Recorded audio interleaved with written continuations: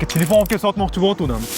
Yo'l yo'riqlarini sal tushunmayapman-da. Sizdan so'rab bilib olsam, adashib qolmaslik uchun deyotgandim. Savdo bo'limi rahbariman, lekin logistika bo'yicha ozgina maslahatlarim bilan bo'lishim mumkin. Siz jismoniy shaxs sifatida O'zbekistonga bitta yoki telefon olib kirishingiz mumkin, lekin siz firmangiz yoki distributorskiy kompaniyangiz bo'lsa yoki qanaqadir optoviy savdo bilan shug'ullanmoqchi bo'lsangiz, Shenzhendagi zavoddan FOB shaklida, ya'ni siz o'zingiz olib chiqib ketasiz, tovarni logistikasini Dubayga aviareys bilan uchirasiz. Nimaga aviareys bilan?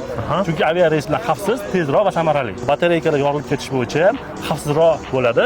Hamma kompaniyalar ham uni o'z bo'yniga ola olmaydi. Siz Dubayga uchirasiz tovaringizni. Nimaga? Dubayga? Dubayda erkin iqtisodiyot zonasi bor. Налогlardan ozod bo'lasiz va servislari ancha arzon. Qayta qadolash servisi bor.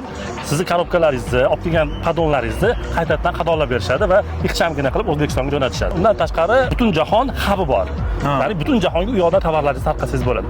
Shu jumladan O'zbekistonga ham. O'zini qonunlariga asoslanib siz keyin o'zingiz rastamoshka operatsiyalarini amalga oshirsangiz bo'ladi. Buni keyingi sonlarimizda aytib o'tsak bo'ladi. Qanaqa rastamoshka amalga oshadi. Bo'lmasa birinchi bosqich hozir nimani qilib turing, keyin qolganingizni to'xtalamiz.